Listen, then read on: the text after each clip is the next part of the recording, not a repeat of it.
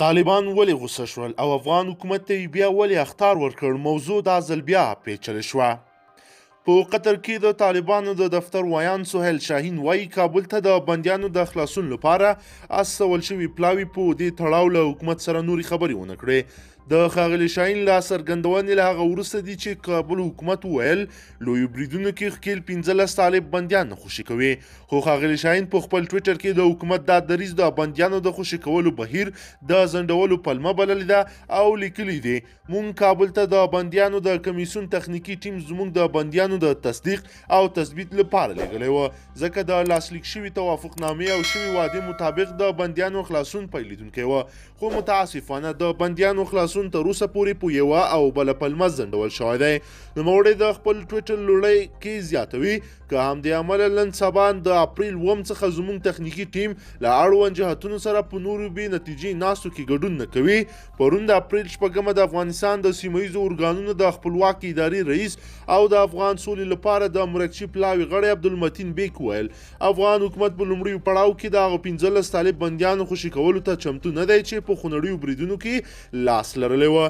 د نوموړي ځواب کې ښاغلي شاهین بي بي سي ته وویل دا 15 کسان هم د هغه 15 بندیانو په لیست کې دي چې له امریکا سره د دوی د خپلمنځي هوکړې له مخې باید خوشي شي.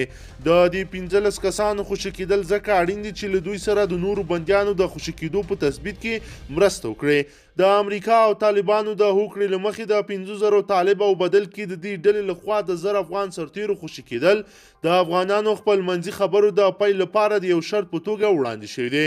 سهیل شاهین وایي دغه 15 تنه به هغه 15,000 کسیز نوملړ دي چې له امریکا سره هوکړه ورباندې شوې.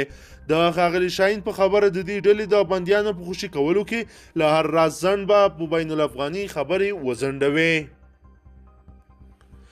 د ولسمشر غني فرمان افغان حکومت د طالبانو او امریکا د سولې تړون د لاسلیک لومړیو کې هم د طالب بندیانو له خوشي کولو سره مخالفت خوده، خو ولسمشر غني د لومړي مراسمو کې ویل چې د بندیانو خوشي کولو فرمان به صادر کړي. د نوموړي د فرمان له مخې لومړی پړاو کې او د افغانانو له خپلمنځي خبرو مخکې 1500 طالب بندیان خوشي کوي چې له دې بندیانو به هره ورځ 100 کسان عمر زیات روغتیایي وضعیت او د بند پاتې مودې ته په پام خوشي کیږي. د ښاغلي غني فرمان له مخې افغان حکومت او طالبانو د مخامخ خبرو پیلیدو او د بهیر کې په هر 2 اونیو کې 1500 طالب بندیان په ټول چې 3500 کېږي په دې شرط خوشي کېږي چې تاوتریخوالی پام وړ کم شي. کابل کې طالب پلاوي 13 سه شنبه د مارچ 11 د طالب 3 کسیز پلاوي د بندیانو خلاصولو لپاره کابل ته ورسید. له هغې ورځ وروسته د افغان ملي امنیت شورا د دې پلاوي تګ تایید کړ او ویل چې د بندیانو د خلاصولو پر څرنګوالي دواړه لوري خبرې کوي. له دې مخکې هم د دواړو لورو استازو د ویډیو کانفرنس 3 ناستې درلودې.